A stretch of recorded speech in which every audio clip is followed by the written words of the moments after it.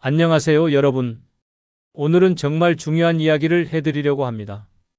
노후를 완전히 망치는 5가지 돈 씀씀이에 대해 말씀드리겠습니다. 여러분, 혹시 이런 분 주변에 계시지 않으세요? 은퇴하자마자 갑자기 명품을 사고 비싼 골프용품을 구입하고 고급 레스토랑을 찾아다니는 분 말입니다. 처음에는 그동안 고생했으니 이제 좀 누려도 되지 않을까 생각하죠. 하지만 여기서 함정이 시작됩니다. 30년간 열심히 모은 퇴직금 2억 원을 불과 3년 만에 다 써버린 김씨 할아버지처럼 말입니다. 한번 올린 생활 수준을 다시 내리기는 정말 어렵거든요. 노후 자금은 다시 벌기 어려운 마지막 돈입니다. 그런데 많은 분들이 똑같은 실수를 반복하고 계십니다. 지금부터 절대 하면 안 되는 5가지 돈 씀씀이를 알려드리겠습니다. 먼저 구독, 좋아요, 알림 설정하시면 시작하겠습니다. 노후를 완전히 망치는 첫 번째 노후를 망치는 돈 씀씀이는 과도한 반려동물 관련 지출입니다. 반려동물을 키우시는 어르신들 정말 많아지고 있습니다. 자녀들이 독립하고 나면 집안이 너무 조용해서 개나 고양이를 입양하게 되죠. 처음에는 그냥 키우는 거 아니야? 라고 생각하지만 막상 키워보면 드는 비용이 상상을 초월합니다. 강씨 할아버지께서 겪으신 일을 소개해드릴게요. 퇴직금 1억 8천만 원으로 여유로운 노후를 계획하고 계셨습니다. 그런데 집이 너무 적막해서 작은 강아지 한 마리를 분양받으셨어요. 말티즈였는데 분양비만 150만 원이었습니다. 강아지를 데리고 온 첫날부터 지출이 시작되었어요. 사료그릇부터 방석, 목줄, 장난감까지 기본용품만 50만 원이 들었습니다. 그런데 진짜 문제는 그 다음부터였어요. 한 달 후 강아지가 아프기 시작했습니다. 동물병원에 가니 종합검진을 받아보라고 하더군요. 검진비만 30만 원이었는데 결과를 보니 심장에 문제가 있다고 했습니다.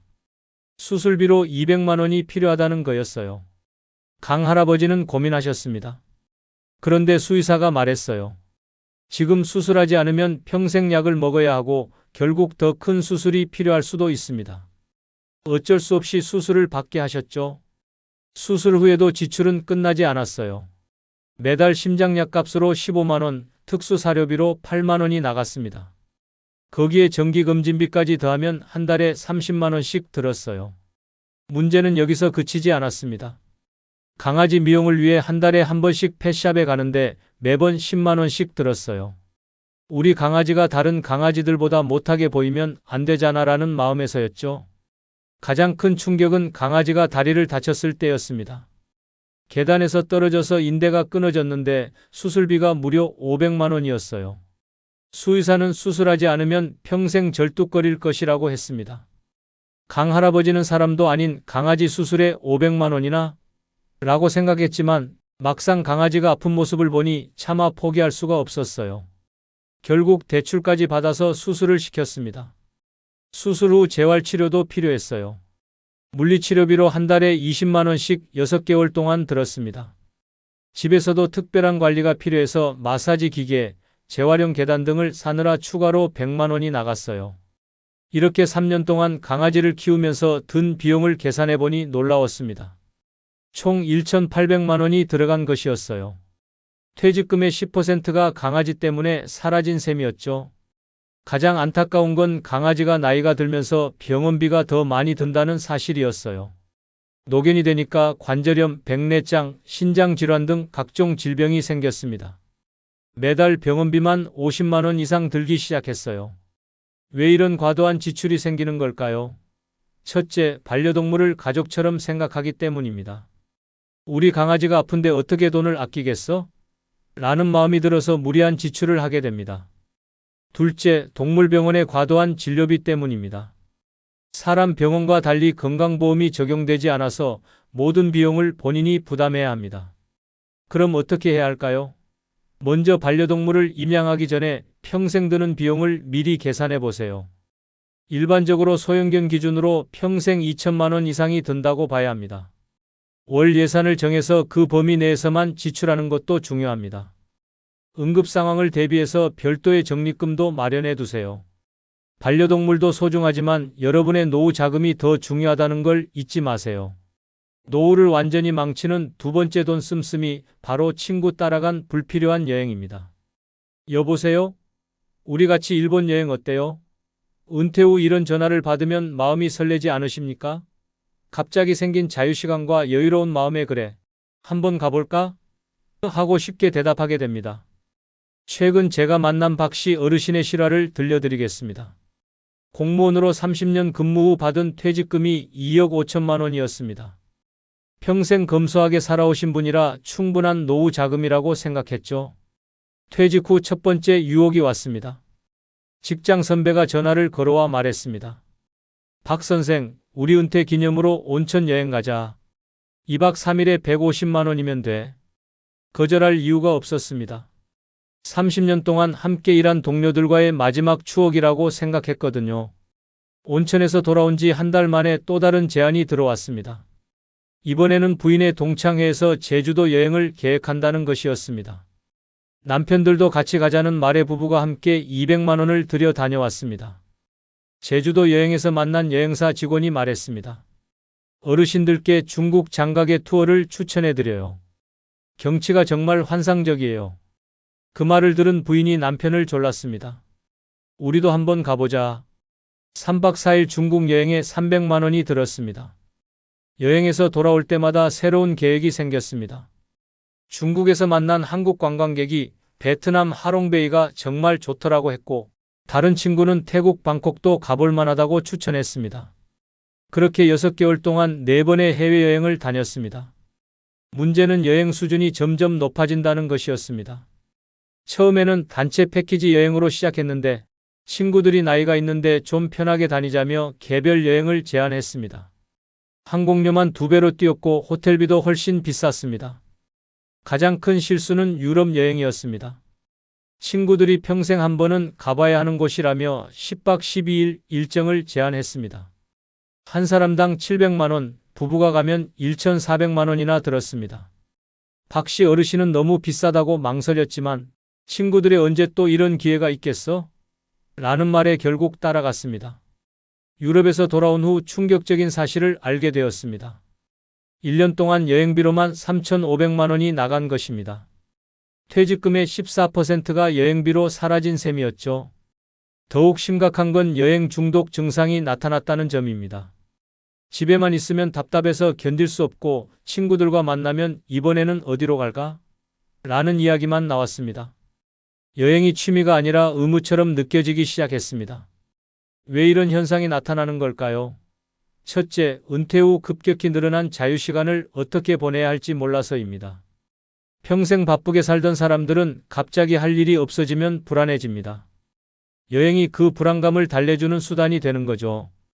둘째, 친구들과의 관계를 유지하고 싶은 마음 때문입니다.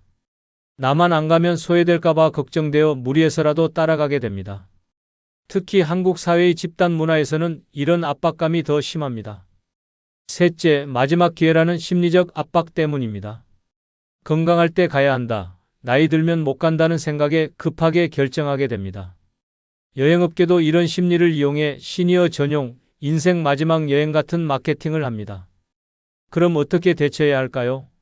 가장 중요한 것은 연간 여행 예산을 정하는 것입니다. 노후 자금에서 여행비로 쓸 수 있는 금액을 미리 정하고 그 범위를 절대 넘지 않아야 합니다. 전문가들은 연간 소득의 5% 이내를 권장합니다. 친구들의 모든 제안을 수용할 필요는 없습니다. 이번에는 개인 사정으로 못 가겠다고 당당하게 말하세요. 진정한 친구라면 이해해 줄 것입니다. 여행의 목적도 다시 생각해 보세요. 단순히 시간 때우기나 친구들과의 어울림이 목적이라면 굳이 비싼 해외여행일 필요가 없습니다. 국내 당일치기 여행이나 근교 나들이로도 충분히 즐거운 시간을 보낼 수 있습니다. 마지막으로 기억하세요. 여행은 삶을 풍요롭게 하는 도구이지 삶의 전부가 되어서는 안 됩니다.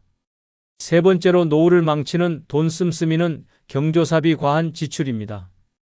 혹시 이런 고민 해보신 적 있으신가요? 예전 직장 후배가 결혼한다는데 얼마나 줘야 할까?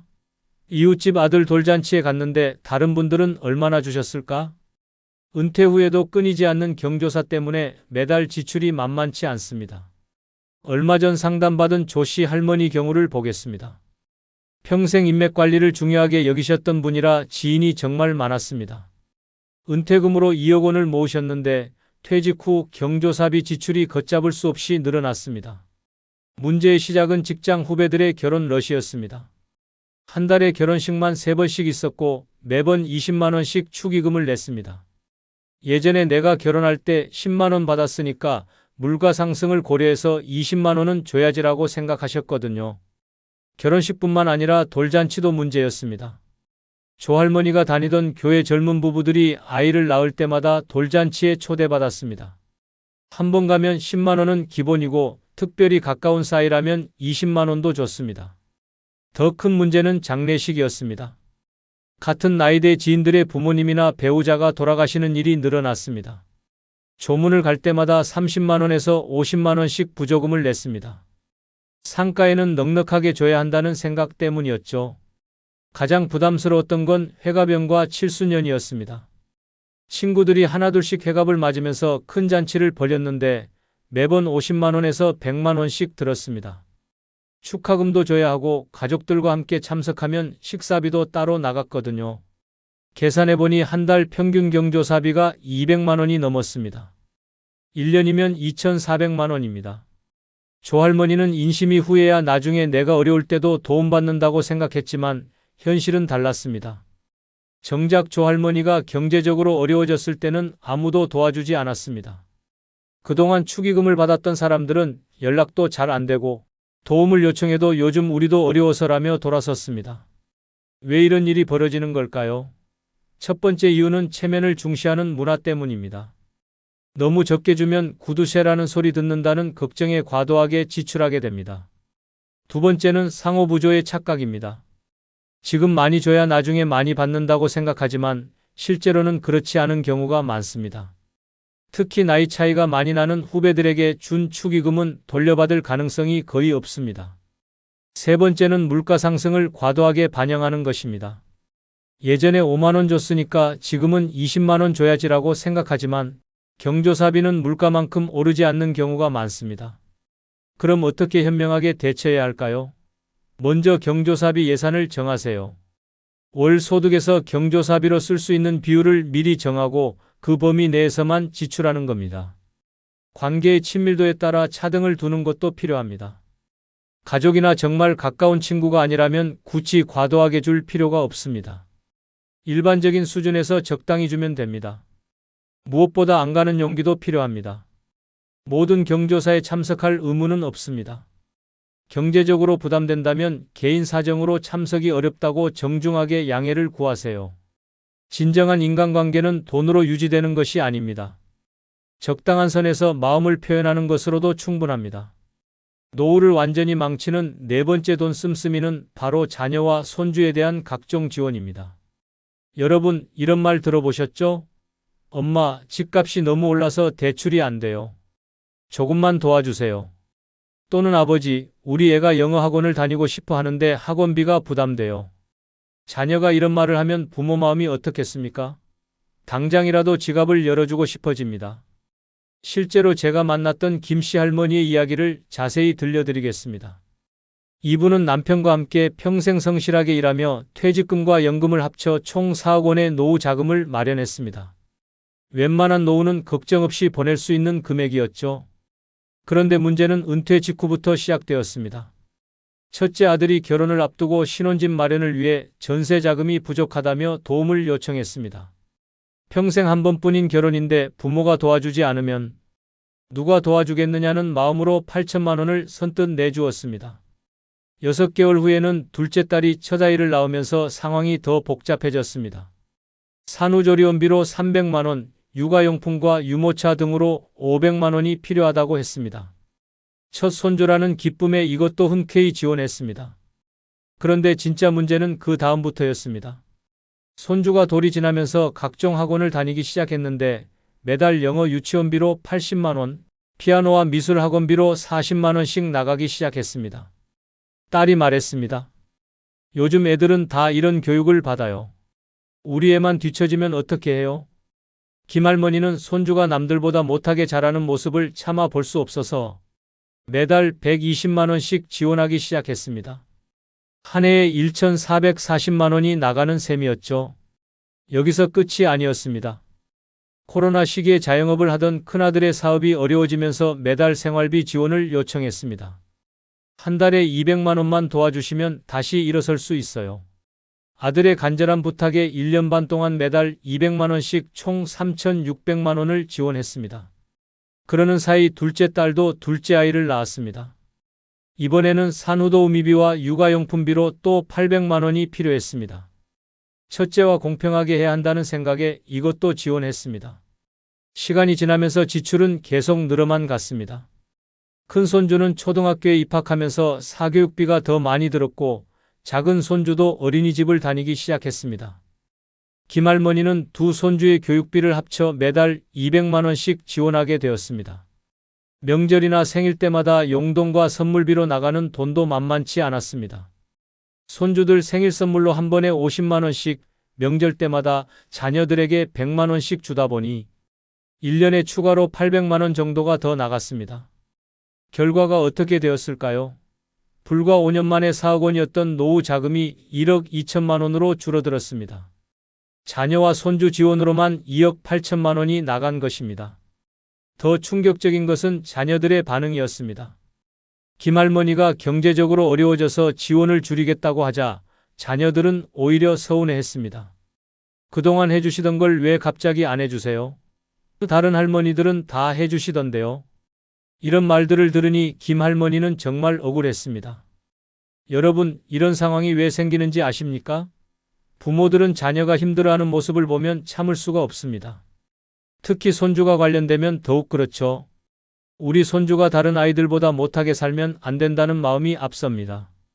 또한 처음 한두 번 도와주다 보면 그것이 당연한 일이 되어버립니다. 자녀들도 부모의 도움을 받는 것을 자연스럽게 여기게 되고 스스로 해결하려는 노력보다는 부모에게 의존하는 습관이 생깁니다. 그럼 어떻게 해야 할까요? 먼저 지원의 원칙과 한계를 명확히 정해야 합니다. 예를 들어 결혼 축하금은 이번이 마지막, 교육비 지원은 1년간만, 생활비 지원은 6개월 한정 같은 식으로 처음부터 기간을 정해야 합니다. 또한 현금 지원보다는 현물 지원을 하는 것이 좋습니다. 손주 옷을 직접 사주거나 교육비를 직접 학원에 입금하는 방식으로 말입니다. 이렇게 하면 돈이 다른 용도로 사용되는 것을 막을 수 있습니다. 무엇보다 중요한 것은 자녀들이 스스로 문제를 해결할 수 있도록 격려하는 것입니다. 당장은 야박해 보일 수 있지만 장기적으로는 자녀들의 자립심을 기를 수 있습니다. 기억하세요. 여러분의 노후 자금이 바닥나서 가난해지면 결국 자녀들에게 더 큰 부담이 됩니다. 5번째, 노후를 망치는 돈 씀씀이, 취미생활 및 장비에 과도한 투자입니다. 은퇴하시면 갑자기 하루 종일 할 일이 없어집니다. 그래서 많은 분들이 새로운 취미를 찾게 되죠. 이제 시간도 많고 돈도 있으니까 평생 하고 싶었던 걸 해보자. 이런 마음으로 시작하는데 여기서 큰 함정이 기다리고 있습니다. 얼마 전 만난 윤씨 어르신의 골프 이야기부터 해드릴게요. 직장 다닐 때는 접대 골프만 가끔 쳤는데 은퇴 후 본격적으로 골프를 배우기 시작하셨어요. 골프채 하나만 제대로 된 걸로 사자며 시작한 투자가 무려 300만 원이었습니다. 골프채를 산 지 한 달 만에 초보자용 채로는 실력이 늘지 않는다는 말을 듣고 프로용 골프채 세트를 또 샀어요. 이번에는 800만 원이었죠. 거기에 골프와 골프웨어, 골프 가방까지 사니까 추가로 200만 원이 들었습니다. 골프장 회원권도 문제였어요. 매번 비회원 요금 내는 것보다 회원권 사는 게 낫다며 3천만 원짜리 회원권을 샀습니다. 하지만 실제로 계산해보니 회원권 값을 뽑으려면 20년 동안 매주 골프를 쳐야 했어요. 다음은 사진에 빠진 최 씨 할머니 이야기입니다. 손주 사진을 예쁘게 찍어주고 싶다는 마음으로 카메라를 배우기 시작하셨어요. 처음에는 50만 원짜리 카메라로 시작했는데 사진 동호회에 가니까 다들 훨씬 비싼 카메라를 쓰더라고요.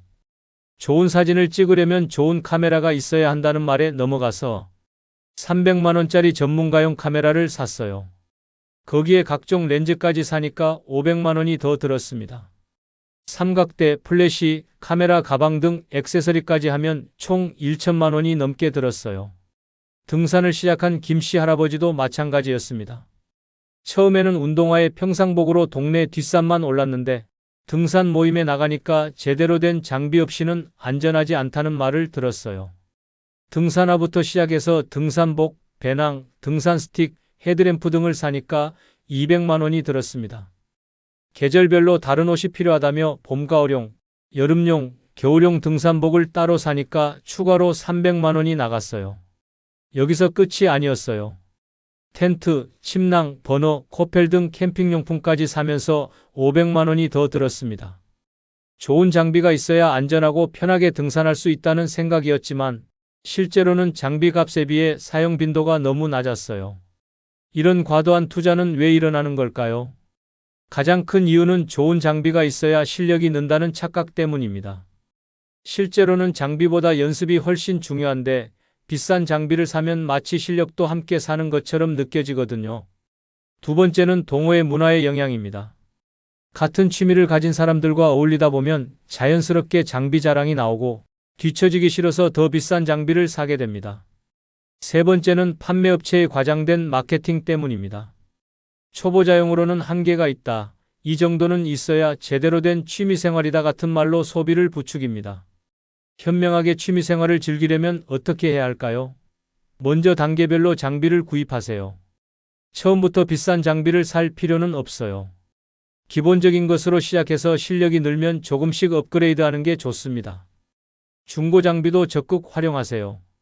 특히 처음 배우는 단계에서는 중고로도 충분합니다. 나중에 정말 필요하다고 판단되면 새 제품을 사면 돼요. 가장 중요한 건 취미생활 예산을 미리 정하는 것입니다. 노후 자금에서 취미생활에 쓸 수 있는 비율을 정하고 그 범위를 절대 넘지 마세요. 기억하세요. 취미생활의 진짜 목적은 즐거움과 건강입니다. 여러분, 지금까지 노후를 망치는 5가지 돈 씀씀이를 살펴봤습니다. 이 모든 상황들의 공통점이 무엇인지 아십니까?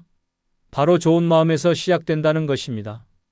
자녀를 사랑하는 마음, 친구들과 어울리고 싶은 마음, 체면을 지키려는 마음 등 모두 나쁜 감정이 아닙니다. 하지만 여기서 중요한 건 균형입니다. 마음은 소중하지만 현실적인 계획이 더 중요합니다. 여러분의 노후 자금은 한정되어 있고 다시 벌기 어려운 마지막 돈이거든요. 계획적인 소비로 진짜 행복한 노후를 만들어 가시기 바랍니다. 마지막으로 좋아요 한 번씩 꾹 눌러주세요. 혹시 나이가 들수록 주변이 점점 조용해진다고 느끼시나요? 자녀들은 바쁘고 친구들은 하나둘 연락이 뜸해지고 말입니다. 오늘 말씀드릴 5가지 방법을 알고 나면 외로움이 오히려 새로운 인생의 시작점이 될 수 있다는 것을 깨달으실 겁니다. 80대 박할아버지는 아내를 떠나보낸 후 3년 동안 집에만 계셨습니다. 그런데 지금은 매일 웃음소리가 끊이지 않습니다. 무슨 일이 일어났을까요? 오늘 소개할 5가지 방법은 여러분이 상상도 못했던 뜻밖의 해답들입니다. 먼저 구독, 좋아요 꼭 눌러주시기 바랍니다. 주변의 소중한 분들에게 많은 공유도 부탁드립니다. 노년의 외로움을 없애는 뜻밖의 방법 첫 번째는 가까움보다 안전한 거리를 유지하기입니다. 이 말을 들으시면 아마도 의아하실 겁니다. 외로우니까 더 가까이 다가가야 하는 것 아닌가요? 하지만 이것이 바로 우리가 빠지기 쉬운 함정입니다. 서울에 사시는 김말자 할머니를 한번 보겠습니다. 이분은 남편을 떠나보낸 후 아파트 위층에 사는 젊은 부부와 친해지고 싶어 하셨습니다. 워낙 외로우시다 보니 그분들이 유일한 희망이었거든요. 처음에는 아주 조심스럽게 시작하셨습니다. 엘리베이터에서 만나면 반갑게 인사를 나누고 가끔 집에서 만든 반찬을 조금씩 갖다 드렸습니다. 젊은 부부도 고마워하며 잘 받아주셨어요. 그런데 시간이 지나면서 김 할머니의 행동이 점점 달라지기 시작했습니다. 반찬을 갖다 드리는 횟수가 늘어났고 문 앞에서 오랫동안 이야기를 하려고 하셨습니다. 젊은 부부가 바빠 보여도 잠깐만 할 말이 있어라며 붙잡아 두셨어요. 심지어는 그분들이 언제 출근하고 언제 퇴근하는지까지 파악해서 마치 기다렸다는 듯이 나타나기도 하셨습니다. 외로움이 너무 커서 그분들에게 모든 것을 의존하려고 했던 것이죠. 결과는 어떻게 되었을까요? 젊은 부부는 점점 김 할머니를 피하기 시작했습니다. 엘리베이터에서 만나도 급하다는 핑계로 빨리 사라졌고 나중에는 아예 계단을 이용하기도 했습니다. 김 할머니는 더욱 외로워졌어요. 이런 상황은 왜 벌어지는 걸까요? 바로 적절한 거리감을 잃어버렸기 때문입니다. 아무리 좋은 관계라도 서로에게 숨 쉴 공간이 필요합니다. 특히 세대가 다르고 생활 패턴이 다른 사이에서는 더욱 그렇습니다. 김할머니가 깨달은 것은 상대방의 입장에서 생각해 보는 것이었습니다. 젊은 부부에게는 직장 생활, 육아, 집안일 등 할 일이 산더미처럼 쌓여 있습니다. 그런 분들에게 매일 긴 대화를 요구하는 것은 부담일 수밖에 없었어요. 그래서 김할머니는 완전히 다른 방식으로 접근하기 시작했습니다. 엘리베이터에서 만나면 간단한 인사만 하고 상대방이 바빠 보이면 수고하세요라는 말 한마디만 건넸습니다. 반찬도 한 달에 한 번 정도만 갖다 드렸어요.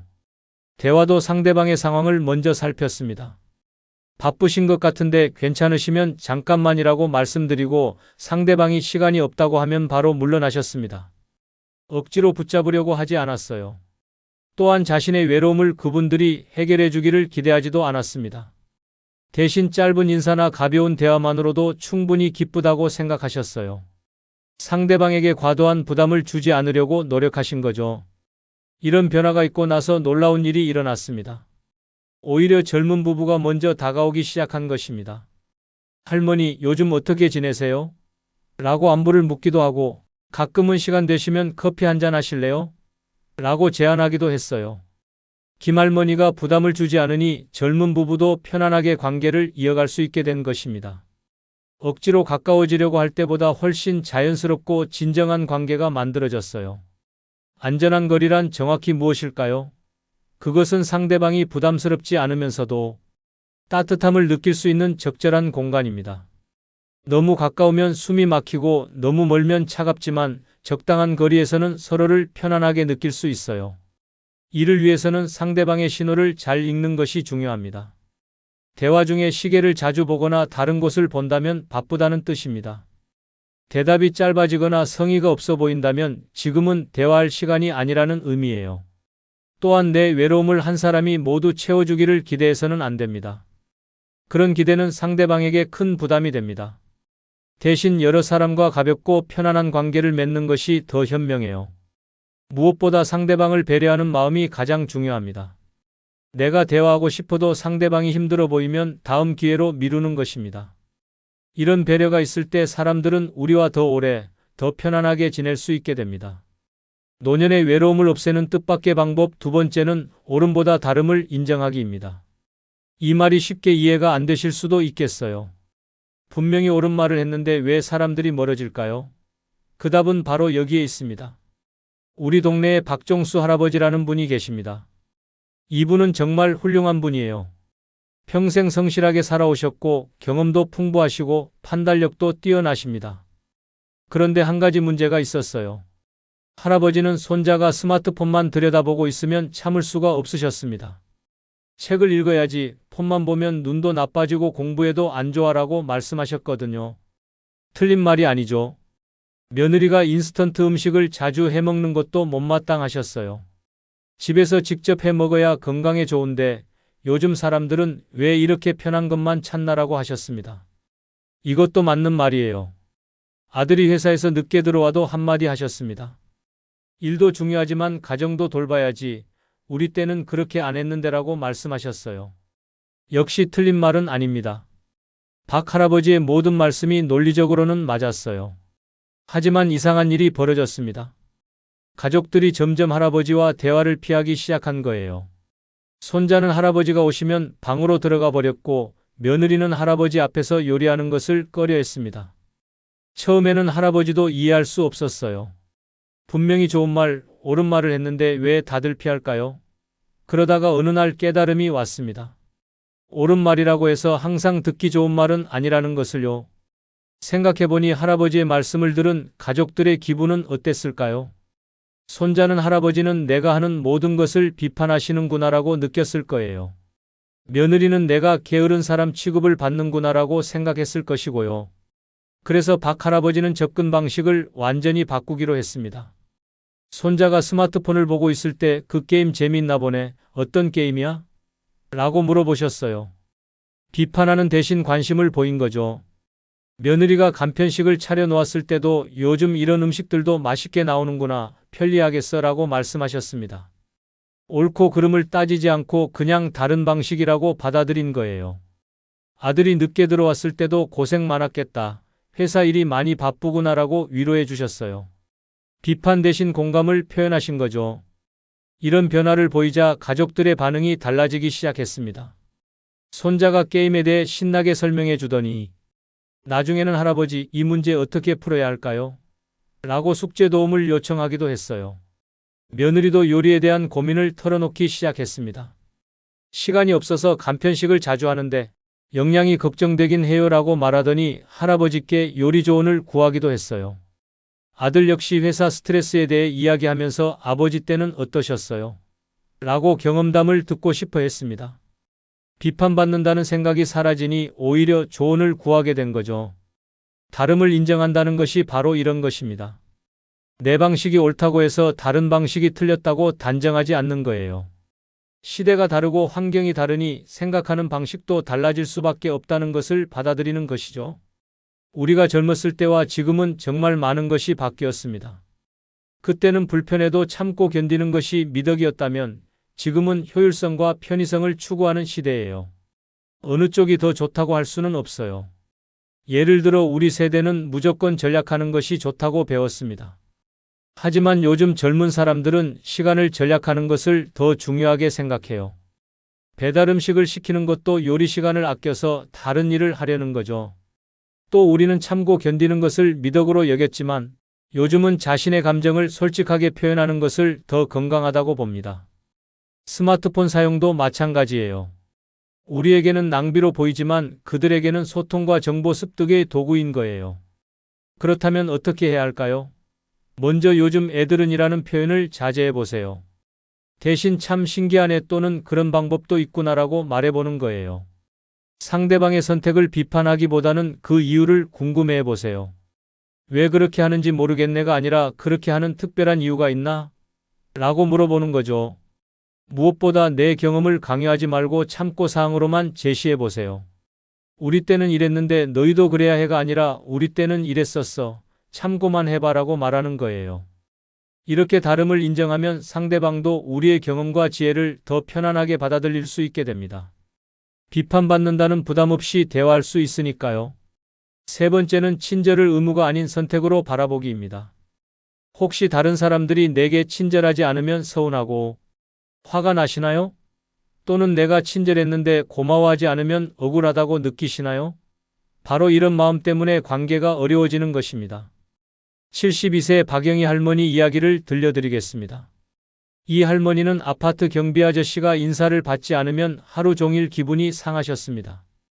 동네 마트 직원이 불친절하면 내가 손님인데 저렇게 대해도 되나 하며 화를 내셨습니다. 또 이웃에게 반찬을 갖다 줘도 고마워하지 않으면 은혜를 모르는 사람이라고 생각하셨습니다. 이 할머니는 왜 늘 기분이 상하고 외로우셨을까요? 바로 다른 사람의 친절을 당연한 의무라고 생각하셨기 때문입니다. 그리고 자신의 친절에 대해서도 상대방이 반드시 고마워해야 한다고 기대하셨기 때문입니다. 여러분도 이런 경험 있으시죠? 좋은 일을 해줬는데 상대방 반응이 시원찮으면 내가 왜 그랬을까 하며 후회하거나 서운해하는 경험 말입니다. 사실 이런 마음은 너무나 자연스럽습니다. 우리는 평생 예의와 도리를 중요하게 여기며 살아왔으니까요. 하지만 이런 기대가 오히려 우리를 외롭게 만들기도 합니다. 그래서 박 할머니는 생각을 바꾸셨습니다. 경비 아저씨가 인사를 받지 않아도 바쁘구나 하고 넘어가셨습니다. 마트 직원이 불친절해도 힘든 일이 있나 보다 하며 이해하려고 하셨습니다. 이웃에게 반찬을 갖다 줄 때도 고마워해야지라는 기대 없이 그냥 내가 주고 싶어서 주는 것이라고 생각하셨습니다. 놀라운 변화가 일어났습니다. 기분 상할 일이 현저히 줄어들었고 오히려 작은 친절에도 더 큰 기쁨을 느끼게 되셨습니다. 어느 날 경비 아저씨가 먼저 인사를 해주었을 때는 정말 기분이 좋으셨다고 합니다. 친절을 선택으로 본다는 것은 무엇일까요? 다른 사람이 나에게 친절한 것도 내가 다른 사람에게 친절한 것도 모두 의무가 아니라 자유로운 선택이라는 것을 받아들이는 것입니다. 생각해 보세요. 경비 아저씨도 하루에 수백 명과 마주칩니다. 그 모든 사람에게 밝게 인사하기는 쉽지 않을 것입니다. 마트 직원도 하루 종일 서서 일하며 여러 손님을 상대합니다. 항상 친절하기는 어려울 수 있습니다. 또한 내가 베푼 친절에 대해서도 상대방이 어떻게 반응할지는 그 사람의 선택입니다. 고마워할 수도 있고 별로 신경 쓰지 않을 수도 있습니다. 그것은 그 사람의 자유입니다. 구체적으로 어떻게 해야 할까요? 먼저, 다른 사람의 불친절에 대해서는 저 사람도 나름의 사정이 있겠구나라고 생각해 보시기 바랍니다. 모든 사람이 항상 친절할 수는 없다는 것을 받아들이는 것입니다. 내가 베푸는 친절에 대해서는 상대방이 고마워하면 좋고 아니어도 괜찮다는 마음가짐을 가져보세요. 친절은 상대방을 위한 것이기도 하지만 궁극적으로는 내 마음이 편안해지기 위한 것이기도 합니다. 또한 작은 친절에도 더 민감하게 반응해 보시기 바랍니다. 누군가 문을 잡아줄 때, 길을 알려줄 때, 작은 미소를 보여줄 때, 그것을 당연하게 여기지 말고 감사한 마음을 가져보세요. 무엇보다 중요한 것은 친절이 거래가 아니라는 것을 기억하는 것입니다. 내가 친절했으니 상대방도 친절해야 한다는 것이 아니라 그냥 내가 주고 싶어서 주는 것입니다. 이렇게 생각하면 기대하지 않게 받는 작은 친절들이 더욱 소중하게 느껴질 것입니다. 네 번째는 슬픔도 내 삶의 일부로 품기입니다. 혹시 외롭거나 슬플 때 이러면 안 되는데 하며 무조건 떨쳐내려고 애쓰시나요? 또는 나이 먹고 왜 이러나 하며 자책하시나요? 사실 이렇게 슬픔을 밀어내려고 할수록 더 외로워지는 것입니다. 78세 정순옥 할머니 이야기를 들려드리겠습니다. 이 할머니는 남편을 떠나보낸 후 혼자 사는 것이 너무 힘들었습니다. 특히 저녁 때가 되면 울적해지고 외로워졌습니다. 그런데 이 할머니는 이런 감정이 들 때마다 이러면 안 되는데 강해져야 하는데 하며 자신을 다그쳤습니다. 슬픈 기분이 들면 억지로 웃으려고 했고 외로우면 바쁘게 움직이며 그 감정을 피하려고 했습니다. 남편 생각이 나면 이제 그만 생각해야지 하며 애써 지우려고 했습니다. 하지만 이상하게도 이렇게 할수록 슬픔과 외로움은 더 커져만 갔습니다. 여러분도 이런 경험 있으시죠? 슬픈 감정을 떨쳐내려고 애쓸수록 더 마음이 무거워지고 혼자라는 느낌이 더 강해지는 경험 말입니다. 그러던 어느 날 정할머니는 생각을 바꾸셨습니다. 저녁에 외로움이 몰려올 때 지금 외롭구나 하고 그 감정을 그대로 인정하셨습니다. 남편이 그리울 때도 그래, 보고 싶어 하며 그 마음을 받아들이셨습니다. 슬플 때는 눈물을 참지 않고 실컷 우셨습니다. 처음에는 이렇게 하면 더 슬퍼질 것 같아 무서웠습니다. 하지만 놀라운 일이 일어났습니다. 감정을 억누르지 않고 받아들이니 오히려 마음이 조금씩 편안해지기 시작했습니다. 슬픔이 파도처럼 밀려왔다가도 자연스럽게 잦아들었습니다. 슬픔을 품는다는 것은 무엇일까요? 슬픔을 없애려고 하는 것이 아니라 내 삶의 자연스러운 일부로 받아들이는 것입니다. 마치 계절이 바뀌는 것처럼 기쁨도 있고 슬픔도 있는 것이 인생이라는 것을 인정하는 것입니다. 생각해 보세요. 우리가 살아오면서 얼마나 많은 이별을 경험했습니까? 부모님과의 이별, 친구들과의 이별, 사랑하는 사람과의 이별 말입니다. 이런 이별들이 슬프지 않을 수는 없습니다. 그런데 이 슬픔을 느끼지 않으려고 한다면 그것은 그 사람들과의 소중한 추억까지 부정하는 것과 같습니다. 또한 외로움도 마찬가지입니다. 외로움을 느끼는 것은 내가 누군가를 사랑할 줄 아는 사람이라는 증거입니다. 관계를 소중히 여기기 때문에 혼자 있을 때 외로운 것입니다. 구체적으로 어떻게 해야 할까요? 먼저 슬픈 감정이 들 때 이러면 안 되는데 라고 자책하지 마시기 바랍니다. 대신 지금 슬프구나 하고 그 감정을 인정해 주세요. 외로울 때도 마찬가지입니다. 억지로 바쁘게 움직이며 피하려고 하지 말고 지금 외롭네 하며 그 감정과 함께 있어 보세요. 놀랍게도 이렇게 받아들이면 그 감정이 조금씩 누그러집니다. 그리운 사람이 생각날 때는 그 추억을 억지로 지우려고 하지 마세요. 그래, 보고 싶다 하며 그 마음을 느껴보세요. 때로는 눈물을 흘려도 괜찮습니다. 눈물은 마음을 씻어주는 비와 같습니다. 무엇보다 중요한 것은 이런 감정들이 영원히 지속되지 않는다는 것을 아는 것입니다. 슬픔도 외로움도 파도처럼 밀려왔다가 잦아듭니다. 억지로 밀어내려고 하지 말고 그냥 함께 있어주면 자연스럽게 지나갑니다. 이렇게 슬픔을 품을 줄 아는 사람은 진정한 평안을 얻을 수 있습니다. 노년의 외로움을 없애는 뜻밖의 방법 5번째는 변하지 않는 나를 인정해 주기입니다. 혹시 나이가 들면서 이제는 달라져야지, 더 적극적이 되어야지 하며 자신을 바꾸려고 애쓰고 계시나요? 또는 왜 나는 이렇게 소극적일까 하며 자신의 성격을 탓하시나요? 사실 자신을 억지로 바꾸려고 할수록 더 힘들어지고 외로워지는 것입니다. 74세 최영수 할아버지 이야기를 들려드리겠습니다. 이 할아버지는 원래 조용하고 내성적인 성격이셨습니다. 그런데 혼자 지내다 보니 외로워서 경로당에 나가야겠다고 생각하셨습니다. 하지만 경로당에서는 목소리 큰 할아버지들이 화투를 치며 시끄럽게 떠드셨습니다. 최 할아버지는 그런 분위기에 맞추려고 억지로 큰 소리로 웃고 적극적으로 대화에 끼어들려고 노력하셨습니다. 이제는 나도 활발해져야지 하며 자신을 바꾸려고 애쓰셨습니다. 하지만 하루 종일 그렇게 지내고 나면 너무 피곤했고 자신답지 않다는 생각에 오히려 더 외로워졌습니다. 여러분도 이런 경험 있으시죠? 다른 사람들처럼 되려고 애쓰다가 오히려 더 어색하고 불편했던 경험 말입니다. 내가 아닌 다른 사람이 되려고 하면 마음이 편하지 않습니다. 그러던 어느 날 최 할아버지는 생각을 바꾸셨습니다. 나는 원래 조용한 사람이야. 그게 나쁜 건 아니잖아 하며 자신의 성격을 받아들이기로 하셨습니다. 경로당에서도 억지로 시끄럽게 떠들지 않고 조용히 바둑을 두거나 신문을 읽으셨습니다. 처음에는 혼자 있는 것 같아 외로웠지만 시간이 지나면서 놀라운 일이 일어났습니다. 조용한 성격의 다른 할아버지가 다가와서 바둑을 같이 두자고 하셨습니다. 또 어떤 할머니는 할아버지는 참 차분하시네요 하며 고민 상담을 해오시기도 했습니다. 변하지 않는 나를 인정한다는 것은 무엇일까요? 내 성격이나 기질을 억지로 바꾸려고 하지 않고 그대로 받아들이는 것입니다. 나이가 들었다고 해서 완전히 다른 사람이 될 필요는 없습니다. 오히려 오랫동안 유지해온 내 모습에는 그만한 이유와 가치가 있습니다. 생각해 보세요. 조용한 성격도 나름의 장점이 있습니다. 다른 사람의 말을 잘 들어주고 신중하게 생각하며 깊이 있는 대화를 할 수 있습니다. 활발한 성격도 좋지만 조용한 성격도 충분히 매력적입니다. 또한 우리가 평생 유지해온 성격이나 습관에는 우리만의 지혜가 담겨 있습니다.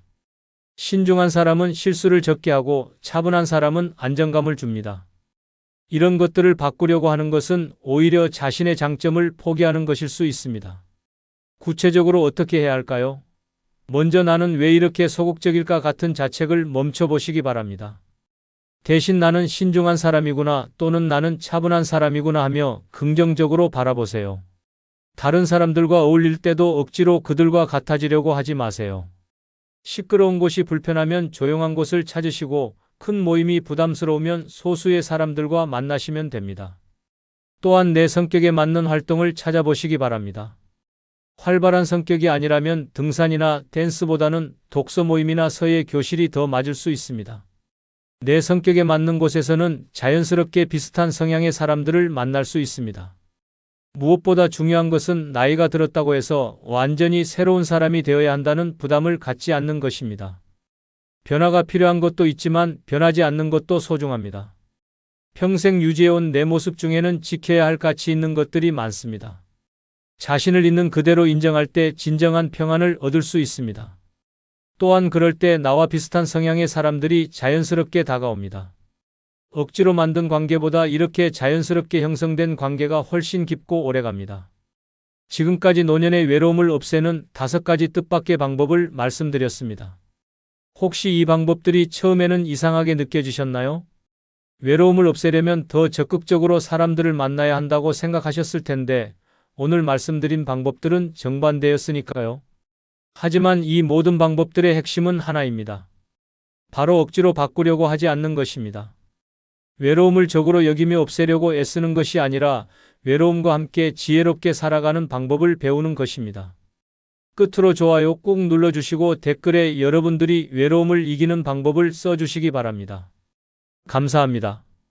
혹시 나이가 들수록 내 인생이 이렇게 끝나는 건가라는 생각이 드시나요? 거울을 보면서 예전에 내가 아니구나 하며 한숨을 쉬신 적 있으시죠? 많은 분들이 노년을 맞으며 이런 마음을 품게 됩니다. 얼마 전 동네에서 만난 두 할머니의 모습이 참 대조적이었어요.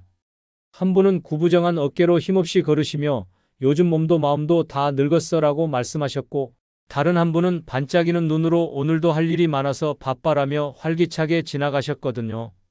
두 분의 나이 차이는 고작 3살이었습니다. 그런데 왜 이렇게 다른 모습일까요?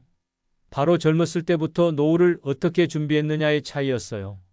오늘 말씀드릴 5가지만 미리 준비하신다면 여러분도 당당하고 활기찬 노년을 맞이하실 수 있습니다.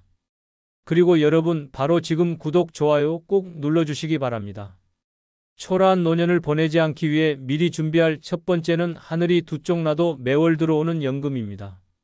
혹시 지금 젊으시다면 연금은 나중에 준비해도 되지 않을까라고 생각하고 계시나요? 하지만 오늘 들려드릴 이야기를 듣고 나면 왜 지금 당장 시작해야 하는지 깨닫게 되실 겁니다. 65세 조영철 할아버지의 이야기부터 시작해 보겠습니다. 이 할아버지는 젊었을 때 정말 성실하게 사셨습니다. 새벽부터 밤늦게까지 일하며 가족을 위해 헌신하셨어요. 그런데 한 가지 실수가 있었습니다. 바로 연금 준비를 제대로 하지 않으신 것입니다. 아직 젊은데 뭘 그런 걸 미리 생각해라며 개인연금 가입을 계속 미루셨습니다. 국민연금도 사업을 하시면서 중간중간 납부하지 못한 기간이 있었어요. 더 큰 문제는 사업이 어려울 때 국민연금을 미리 찾아서 쓰신 것입니다. 하지만 나중에 알아보니 추납 비용이 어마어마했습니다. 미리 찾은 돈의 몇 배를 내야 하더라고요. 이자와 가상금까지 붙어서 감당하기 어려운 금액이 되어버린 겁니다. 개인연금은 아예 가입도 안 하셨습니다. 국민연금만 있으면 되지 뭘이라고 생각하셨거든요. 40대, 50대에는 사업이 잘 되어서 돈 걱정이 없었습니다. 연금 같은 건 필요 없어. 내가 평생 일할 수 있을 텐데라고 자신만만하셨어요.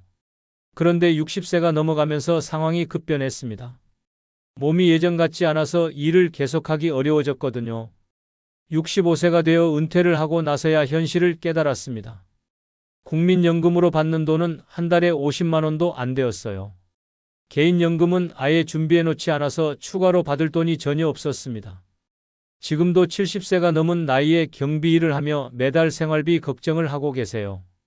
반대로 같은 나이의 이웃 김성호 할아버지를 보겠습니다. 이분은 젊었을 때부터 연금 준비를 철저히 하셨어요. 20대부터 연금저축에 가입하셨고 국민연금도 빠짐없이 납부하셨습니다. 김 할아버지도 처음에는 부담스러우셨어요. 국민연금도 내야 하는데 개인연금까지 매달 20만 원씩 내기가 쉽지 않네라고 하셨거든요. 하지만 미래의 나를 위한 투자라고 생각하며 꾸준히 납부하셨습니다. 30대에는 연금저축 외에 변액연금보험에도 가입하셨어요. 40대에는 IRP까지 개설해서 세제 혜택을 최대한 활용하셨습니다. 50대에는 연금 납부액을 더 늘리기도 하셨어요. 퇴직금도 모두 IRP로 이체하셨습니다. 그 결과 지금 김할아버지는 어떻게 지내고 계실까요? 매월 국민연금 80만 원, 연금저축에서 70만 원, 변액연금에서 60만 원을 받아서 총 210만 원 이상을 받고 계십니다. 별다른 일을 하지 않아도 생활에 여유가 있어서 취미 생활도 즐기시고 여행도 다니세요. 두 할아버지의 차이는 무엇일까요? 바로 젊었을 때 국민연금과 개인연금을 얼마나 충실히 준비했느냐의 차이입니다. 똑같이 열심히 일하며 살아오셨지만 노후의 모습은 완전히 달라진 거예요. 연금이 왜 이렇게 중요할까요? 첫째로 연금은 평생 받을 수 있는 돈이기 때문입니다. 은행 적금이나 예금은 언젠가 바닥이 나지만 연금은 살아있는 동안 계속 나와요.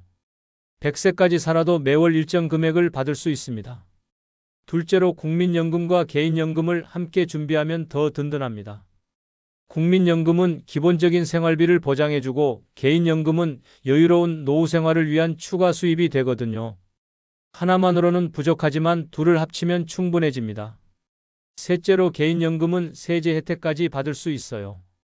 연금저축이나 IRP에 납입한 금액은 소득공제나 세액공제를 받을 수 있어서 실질적인 부담을 줄일 수 있습니다. 그렇다면 구체적으로 어떻게 준비해야 할까요? 우선 국민연금부터 확인해 보세요.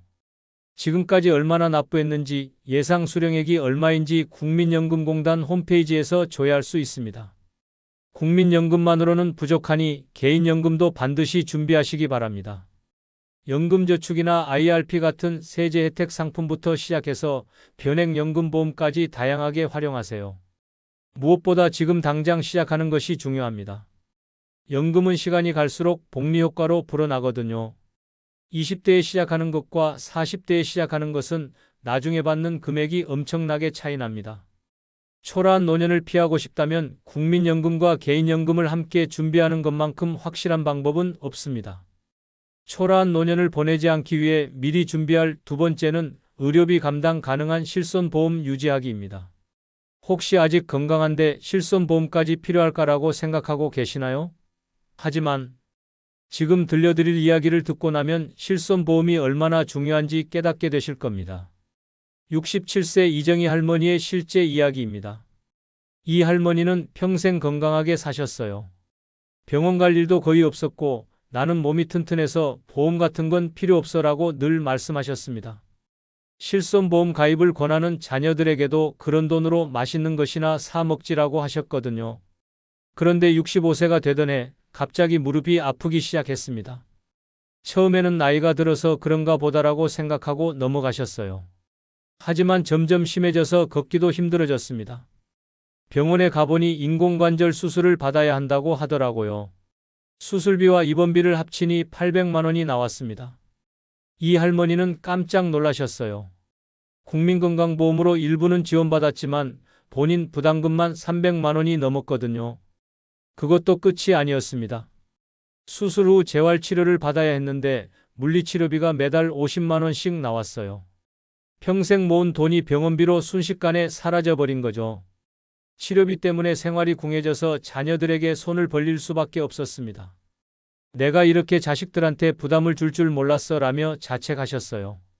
반대로 같은 아파트에 사는 박미숙 할머니를 보겠습니다. 이분은 40대부터 실손보험에 가입하셨어요. 건강할 때 미리 준비해야지라고 하시며 매월 보험료를 꼬박꼬박 내셨습니다. 박 할머니도 처음에는 부담스러우셨어요. 매달 8만 원씩 보험료를 내는 게 쉽지 않네라고 하셨거든요. 주변에서도 그 돈으로 적금이나 하지라고 말하는 사람들이 있었어요. 하지만 혹시 모르잖아라며 계속 유지하셨습니다. 60대가 되어서는 보험료가 조금 올랐지만 그래도 계속 유지하셨어요. 나이가 들수록 더 필요한 거잖아라고 하시며 포기하지 않으셨습니다. 70세가 되던 해 박 할머니도 큰 병에 걸리셨습니다. 심장 수술을 받아야 하는 상황이 온 거예요. 수술비가 1,500만 원이나 나왔는데 실손보험에서 거의 대부분을 보상해 주었습니다. 본인이 낸 돈은 50만 원 정도였어요. 수술 후 한 달간 입원하면서 든 비용도 마찬가지였습니다. 하루 입원비가 20만 원씩 나왔는데 실손보험에서 모두 처리해 주었어요. 박 할머니는 정말 다행이야. 보험 들어놓기를 잘했어라고 안도하셨습니다. 두 할머니의 차이는 무엇일까요? 바로 젊었을 때 실손보험을 준비했느냐 안 했느냐의 차이입니다. 똑같이 큰 병에 걸렸지만 경제적 부담은 완전히 달랐어요. 실손보험이 왜 이렇게 중요할까요? 첫째로 나이가 들수록 병원비가 급격히 늘어나기 때문입니다. 젊었을 때는 감기나 소화불량 정도였다면 나이가 들면 수술이나 입원이 필요한 큰 병이 생기거든요. 둘째로 의료비 인플레이션이 심각합니다. 병원비는 일반 물가보다 훨씬 빠르게 오르고 있어요. 지금 100만 원 하는 수술이 10년 후에는 200만 원이 될 수도 있습니다. 셋째로 실손보험은 나이가 들어서 가입하기 어렵습니다. 건강할 때 미리 가입해야 하거든요. 병이 생긴 후에는 가입이 거절되거나 보험료가 엄청나게 비싸집니다. 그렇다면 어떻게 준비해야 할까요? 우선 지금 당장 실손보험에 가입하시기 바랍니다. 젊고 건강할 때 가입할수록 보험료가 저렴하고 보장도 좋아요. 이미 가입하신 분들은 절대 해지하지 마세요. 나이가 들면서 보험료가 오르더라도 유지하는 것이 유리합니다. 새로 가입하면 더 비싸거나 아예 가입이 안 될 수도 있거든요. 또한 보장 내용을 정기적으로 점검해 보세요. 의료기술이 발달하면서 새로운 치료법들이 나오는데 오래된 보험은 이런 부분이 보장되지 않을 수도 있어요. 무엇보다 실손보험을 노후 준비의 필수 항목으로 여기시기 바랍니다. 건강을 잃으면 돈도 함께 잃게 되니까요. 초라한 노년을 피하고 싶다면 실손보험 유지는 선택이 아니라 필수입니다. 세 번째는 평생 할 수 있는 취미입니다. 혹시 취미는 여유가 있을 때 하는 거 아닌가라고 생각하고 계시나요? 하지만 지금 들려드릴 이야기를 듣고 나면 취미가 얼마나 중요한지 깨닫게 되실 겁니다. 동네에 사는 김옥분 할머니 이야기를 들려드리겠습니다. 이분은 50대부터 서예를 배우기 시작하셨어요. 이제라도 뭔가 배워보고 싶어서라고 하시며 동네 문화센터에 등록하셨습니다. 처음에는 정말 어려웠습니다. 이 나이에 붓질을 배우려니 힘드네라고 하셨거든요. 글씨도 삐뚤빼뚤하고 먹물도 자꾸 번졌어요. 하지만 첫 수업에서 만난 다른 할머니들이 격려해 주셨어요. 우리도 처음에는 다 그랬어요. 괜찮아요 라며 위로해 주시는 분들이 계셨습니다.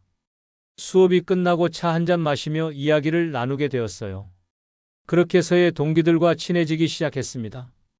김할머니는 포기하지 않으셨어요. 조금씩이라도 늘고 있어라며 꾸준히 연습하셨습니다. 매주 입원식 문화센터에 가서 2시간씩 서예를 배우셨어요. 집에서도 틈틈이 연습하셨습니다. 60대가 되면서 실력이 늘기 시작했습니다. 같이 배우는 할머니들과도 더욱 친해졌습니다. 서예 이야기뿐만 아니라 일상 이야기, 자녀 이야기, 건강 이야기까지 나누며 진짜 친구가 되었어요. 놀라운 일이 일어났습니다. 서예반 할머니들이 김 할머니를 다른 모임에도 초대하기 시작한 거예요. 우리 등산 모임도 나와봐, 요리 교실도 같이 다녀봐라며 새로운 활동들을 제안해 주셨습니다. 김 할머니의 인간관계가 점점 넓어졌습니다. 서예반에서 만난 10명의 할머니들, 그 할머니들이 소개해준 등산 모임에 15명, 요리교실에 12명까지 어느새 40명이 넘는 새로운 친구들이 생긴 거예요. 70세가 된 지금 김 할머니의 하루는 어떨까요? 매일 아침 일찍 일어나서 1시간씩 서예 연습을 하십니다. 오늘은 어떤 글귀를 써볼까라며 즐거워하세요. 문화센터에서 전시회가 있으면 작품도 출품하십니다.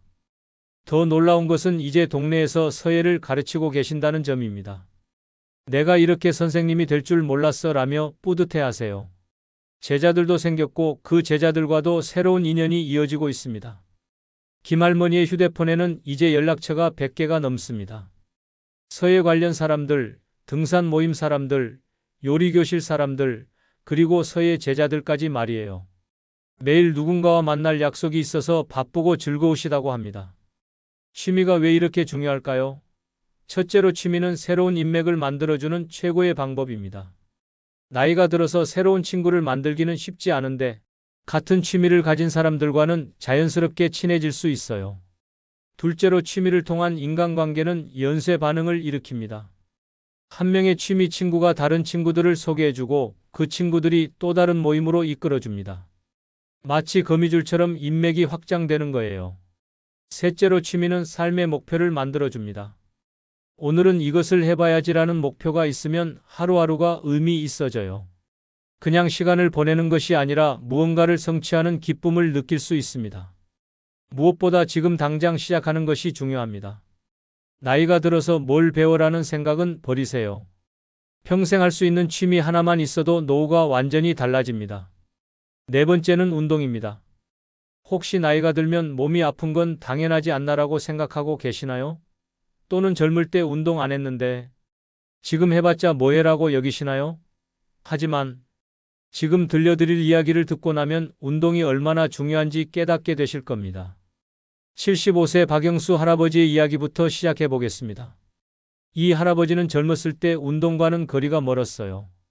운동할 시간에 일이나 더 하지라고 늘 말씀하셨습니다. 새벽부터 밤늦게까지 일만 하며 살아오셨거든요. 60대가 되면서 몸에 이상 신호가 나타나기 시작했습니다.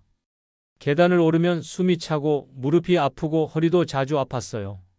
나이가 들어서 그런가 보다라고 생각하며 참고 지내셨습니다. 65세에 은퇴한 후에는 상황이 더 나빠졌습니다. 하루 종일 집에만 있다 보니 근육이 빠지고 체력이 떨어졌어요. 조금만 걸어도 금세 피곤해졌습니다. 병원에 가니 당뇨와 고혈압 진단까지 받았어요. 박 할아버지는 어떻게 되셨을까요? 매일 약을 먹어야 하고 조금만 움직여도 힘들어서 집에만 계시게 되었습니다. 외출하기도 부담스러워서 점점 사람들과 멀어지셨어요. 내가 이렇게 늙어버렸나라며 우울해하셨습니다. 반대로 같은 나이의 이웃 최건강 할아버지를 보겠습니다. 이분은 50대부터 운동을 시작하셨어요. 이제라도 몸을 관리해야겠어라고 하시며 동네 헬스장에 등록하셨습니다. 처음에는 정말 힘들었습니다. 이 나이에 웨이트 트레이닝을 하려니 온몸이 아프네라고 하셨거든요. 10분만 운동해도 숨이 차고 근육통이 심했어요. 포기하고 싶은 마음이 들기도 했습니다. 하지만 최 할아버지는 포기하지 않으셨어요. 조금씩이라도 늘고 있어라며 꾸준히 운동하셨습니다. 주 3회씩 헬스장에 가서 1시간씩 운동하셨어요. 집에서도 스트레칭과 가벼운 체조를 하셨습니다. 60대가 되면서 놀라운 변화가 나타났습니다. 체력이 20대 못지않게 좋아졌어요. 계단을 뛰어 올라가도 숨이 안 차고 무거운 물건도 쉽게 들 수 있었습니다. 건강검진에서도 모든 수치가 정상으로 나왔어요. 65세에 은퇴한 후에도 운동을 계속하셨습니다. 오히려 시간이 많아져서 운동량을 늘리셨어요. 헬스장 운동에 수영과 등산까지 추가하셨습니다. 운동하는 사람들과 친구가 되어서 새로운 인맥도 생겼어요. 75세가 된 지금 최 할아버지의 몸은 어떨까요? 50대보다 더 건강해 보이십니다. 매일 아침 6시에 일어나서 1시간씩 운동하세요. 오늘은 어떤 운동을 할까라며 즐거워하십니다. 더 놀라운 것은 이제 동네에서 운동을 가르치고 계신다는 점입니다. 내가 이렇게 트레이너가 될 줄 몰랐어 라며 뿌듯해하세요. 같은 나이대 할아버지들에게 운동 방법을 알려주고 계십니다. 두 할아버지의 차이는 무엇일까요? 바로 50대부터 운동을 시작했느냐 안 했느냐의 차이입니다. 똑같이 나이가 들었지만 건강 상태는 완전히 달랐어요. 운동이 왜 이렇게 중요할까요? 첫째로 운동은 근육량을 유지해 줍니다. 나이가 들면 자연스럽게 근육이 줄어드는데 운동을 하면 이를 막을 수 있어요. 근육이 있어야 일상생활을 독립적으로 할 수 있습니다. 둘째로 운동은 만성질환을 예방합니다. 당뇨, 고혈압, 심장병 같은 질병들을 막아주거든요. 약에 의존하지 않고도 건강을 유지할 수 있어요. 셋째로 운동은 정신건강에도 좋습니다. 운동하면 엔돌핀이 나와서 기분이 좋아져요. 우울증 예방에도 효과가 있습니다. 넷째로 운동은 새로운 인맥을 만들어줍니다. 헬스장이나 수영장에서 만나는 사람들과 자연스럽게 친해질 수 있어요. 같은 목표를 가진 사람들이니까 대화도 잘 통합니다. 그렇다면 어떤 운동을 해야 할까요? 가장 중요한 것은 자신의 체력에 맞는 운동을 선택하는 것입니다. 갑자기 무리한 운동을 하면 오히려 다칠 수 있어요. 처음에는 걷기부터 시작하세요. 하루 30분씩 꾸준히 걷는 것만으로도 충분한 효과를 볼 수 있습니다. 익숙해지면 속도를 높이거나 시간을 늘려보세요. 근력 운동도 중요합니다. 헬스장에 가기 부담스러우면 집에서 맨몸 운동부터 시작하세요. 팔굽혀펴기, 스쿼트, 플랭크 같은 기본 운동들이 좋습니다. 수영이나 수중 운동도 추천합니다.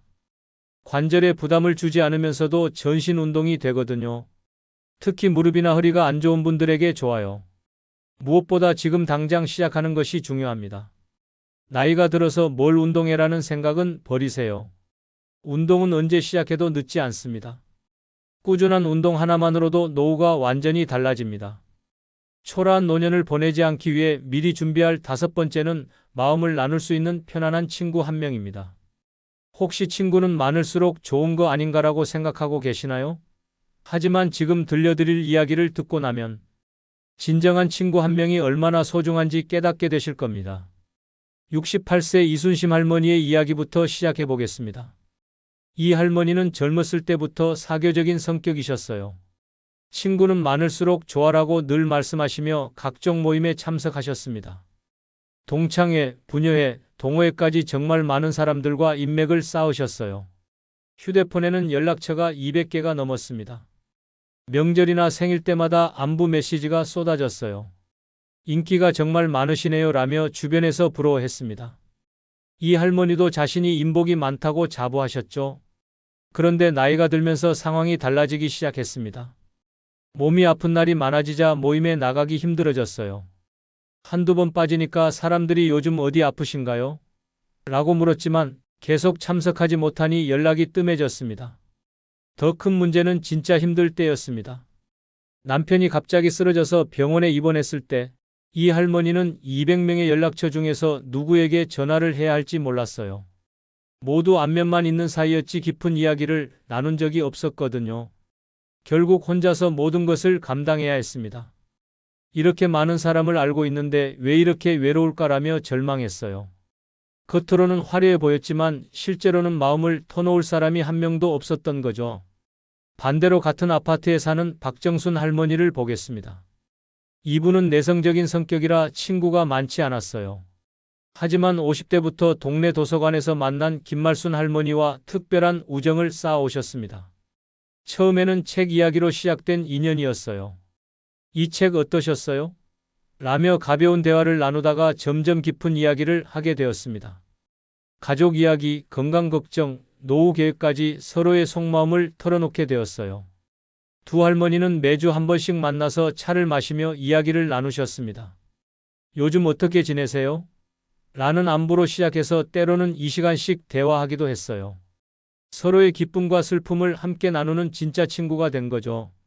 70세가 된 지금 박 할머니에게 어려운 일이 생겼을 때 김 할머니는 어떻게 하셨을까요? 박 할머니가 허리 수술을 받게 되었을 때 김 할머니는 매일 병원에 찾아가셨어요. 걱정하지 마세요. 제가 옆에 있잖아요. 라며 든든한 지원군이 되어주셨습니다. 두 할머니의 차이는 무엇일까요? 바로 진정한 친구 한 명을 만들었느냐 안 만들었느냐의 차이입니다. 수많은 아는 사람보다 마음을 나눌 수 있는 한 명의 친구가 더 소중한 거예요. 편안한 친구가 왜 이렇게 중요할까요? 첫째로 진정한 친구는 어떤 모습이든 받아줍니다. 화장하지 않은 모습도 기분이 안 좋은 모습도 그대로 받아들여 주어요. 가식 없이 편안하게 있을 수 있는 사람입니다. 둘째로 진정한 친구는 진심으로 들어줍니다. 같은 이야기를 여러 번 해도 싫어하지 않고 사소한 고민도 진지하게 들어주어요. 이런 사람이 있다는 것만으로도 마음이 든든해집니다. 셋째로 진정한 친구는 어려울 때 실질적인 도움을 줍니다. 말로만 위로하는 것이 아니라 직접 행동으로 도와주어요. 나이가 들수록 이런 도움이 정말 소중해집니다. 무엇보다 지금부터라도 진정한 친구를 찾아보세요. 나이가 들어서도 새로운 친구를 만들 수 있습니다. 편안한 친구 한 명만 있어도 노후가 완전히 달라집니다. 나이가 들어서도 사람들이 진심으로 나를 위해 줄 거라고 생각하시나요? 자식들은 결혼하면서 점점 멀어지고 평생 믿었던 친구들도 이제는 자기 일에만 바빠서 연락조차 뜸해졌습니다. 그럼 우리 같은 노인들은 대체 누구한테 마음을 기대고 살아야 할까요? 세상 사람들 모두 제각각 살기 바쁘다 보니 진짜 어려울 때 도와줄 사람은 거의 없다고 봐야 합니다. 하지만 절망하실 필요는 전혀 없습니다. 사람의 마음은 쉽게 변해도 절대로 변하지 않는 5가지 든든한 보물이 있기 때문입니다. 이것들만 제대로 준비해 두시면 누구에게 손 벌리지 않고도 당당하고 풍요로운 노후를 보내실 수 있습니다. 지금부터 그 소중한 비밀을 차근차근 알려드리겠습니다. 구독, 좋아요, 알림 설정 눌러주시면 시작하겠습니다. 아울러 주변 소중한 분들에게 많은 공유도 꼭 부탁드립니다. 노후에 믿을 것 중 첫 번째는 바로 자동이체로 들어오는 연금입니다. 사람은 언제든지 마음이 바뀔 수 있고 상황에 따라 약속을 어길 수도 있지만 연금만큼은 절대 그런 일이 없습니다. 매달 정해진 날짜에 어김없이 통장으로 들어오는 그 돈이야말로 가장 믿을 만한 친구라고 할 수 있습니다. 국민연금이든 공무원 연금이든 사학연금이든 상관없이 젊었을 때 꾸준히 납부한 분들은 지금 그 혜택을 톡톡히 보고 계실 겁니다. 아무리 경제가 어려워져도 아무리 물가가 올라도 연금만큼은 절대 끊어지지 않습니다. 정부에서 보장하는 제도이기 때문에 개인이 파산하거나 회사가 망해도 전혀 영향을 받지 않습니다. 이런 확실한 보장을 해주는 곳이 또 어디에 있겠습니까? 하지만 아직 연금을 받지 못하는 분들도 계실 텐데 지금이라도 늦지 않았습니다. 개인연금이나 퇴직연금 같은 사적연금도 훌륭한 대안이 됩니다. 매달 일정 금액을 자동으로 적립해서 나중에 연금 형태로 받을 수 있도록 설계되어 있어서 강제 저축 효과까지 얻을 수 있습니다. 특히 개인연금은 세제 혜택도 받을 수 있어서 일석이조의 효과를 누릴 수 있습니다. 연금의 가장 큰 장점은 예측 가능하다는 점입니다. 매달 얼마가 들어올지 미리 알 수 있으니 생활비 계획도 세우기 쉽고 용돈이나 의료비 같은 추가 지출도 미리 준비할 수 있습니다. 자식들에게 손 벌릴 필요도 없고 친구들에게 부담을 주지도 않습니다. 무엇보다 매달 정해진 날짜에 들어오는 돈이 있다는 것만으로도 마음의 안정을 얻을 수 있습니다. 또한 연금은 평생 보장된다는 점에서 더욱 소중합니다. 100세까지 살아도 매달 꾸준히 받을 수 있어서 장수 리스크를 걱정할 필요가 없습니다. 요즘 의학이 발달해서 90세, 100세까지 사는 분들이 많아지고 있는데 그만큼 오래 살수록 연금의 고마움을 더욱 크게 느끼게 됩니다. 은행 예금은 언젠가 바닥이 날 수 있지만 연금만큼은 평생 지속됩니다. 인천에 사는 이 할아버지는 매달 25일이 되면 가장 먼저 하는 일이 연금 입금 확인이라고 하십니다. 국민연금 80만 원과 개인연금 40만 원이 합쳐져서 총 120만 원이 들어오는데 이 돈으로 한 달 생활비를 모두 해결하신다고 합니다. 특히 코로나로 경제가 어려웠을 때도 연금만큼은 한 번도 늦어진 적이 없어서 정말 든든했다고 하시더군요. 반면에 대구에 거주하는 정할아버지는 연금 준비를 제대로 하지 못해서 매달 자식들에게 생활비를 받아야 하는 상황입니다. 자식들도 경제적으로 여유롭지 않다 보니 눈치가 보이고 마음이 무겁다고 하십니다. 두 분의 노후 생활이 이렇게 다른 이유는 젊었을 때 연금 준비를 했느냐 안 했느냐의 차이였습니다. 그래서 연금만큼 든든한 노후 준비는 없다고 말씀드리는 겁니다. 사람의 도움은 일시적이지만 연금은 영원합니다. 매달 자동이체로 들어오는 그 돈이야말로 노후의 가장 확실한 버팀목이자 평생 함께할 동반자라고 할 수 있습니다. 노후에 믿을 것 중 두 번째는 아무도 빼앗을 수 없는 내 집 한 채입니다. 사람들은 언제든지 떠날 수 있고 관계는 변할 수 있지만 내 이름으로 된 집만큼은 평생 나를 지켜주는 든든한 보금자리가 되어줍니다. 집이 있다는 것은 단순히 거주 공간이 있다는 뜻을 넘어서 정신적인 안정과 경제적인 자산을 동시에 갖는다는 의미입니다. 아파트든 단독주택이든 상관없이 내 소유의 집이 있으면 가장 큰 지출인 주거비 걱정을 하지 않아도 됩니다. 젊었을 때는 전세나 월세로 살아도 괜찮지만 나이가 들면서 소득이 줄어들면 월세나 전세 보증금이 큰 부담이 됩니다. 하지만 내 집이 있으면 관리비나 세금 정도만 내면 되니까 생활비가 훨씬 줄어듭니다. 이런 경제적 여유는 노후 생활의 질을 크게 좌우합니다. 특히 요즘 같은 시대에는 월세가 계속 오르고 있어서 집이 없는 분들의 부담이 점점 커지고 있습니다. 더 중요한 것은 집이 주는 심리적 안정감입니다. 아무리 세상이 험해져도 내가 돌아갈 곳이 있다는 것만으로도 마음이 편안해집니다.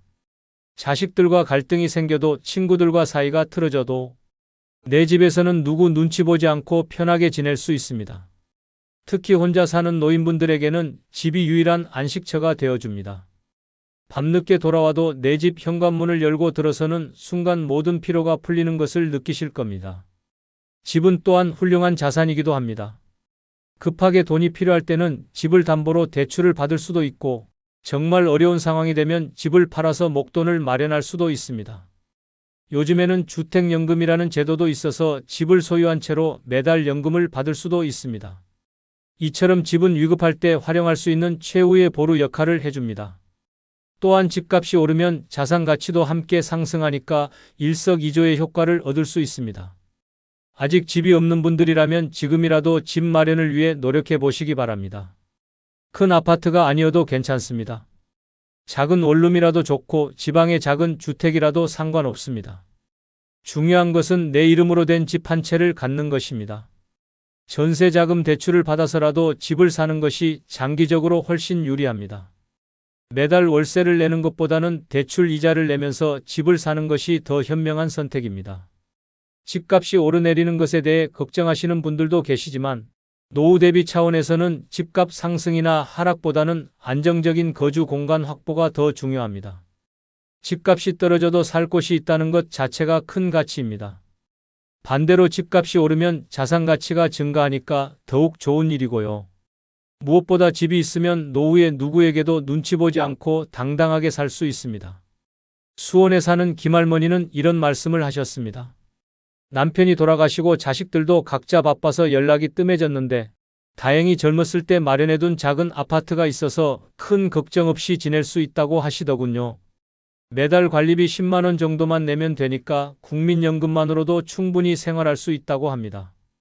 반면에 부산에 거주하는 박할머니는 월세로 살고 계시는데 매달 월세 50만 원을 내다 보니 국민연금으로는 턱없이 부족해서 자식들에게 용돈을 받아야 한다고 속상해 하십니다. 두 분의 차이는 단 하나, 집이 있느냐 없느냐의 차이였습니다. 김할머니는 여유로운 노후를 보내시지만 박할머니는 항상 돈 걱정에 시달리고 계십니다. 그래서 집만큼 확실한 노후 준비는 없다고 말씀드리는 겁니다. 사람은 배신할 수 있어도 집은 절대 배신하지 않습니다. 내 이름으로 된 집 한 채야말로 노후의 가장 든든한 울타리이자 평생 나를 보호해줄 소중한 자산입니다. 노후에 믿을 것 중 세 번째는 병원비를 아끼게 해주는 건강뿐입니다.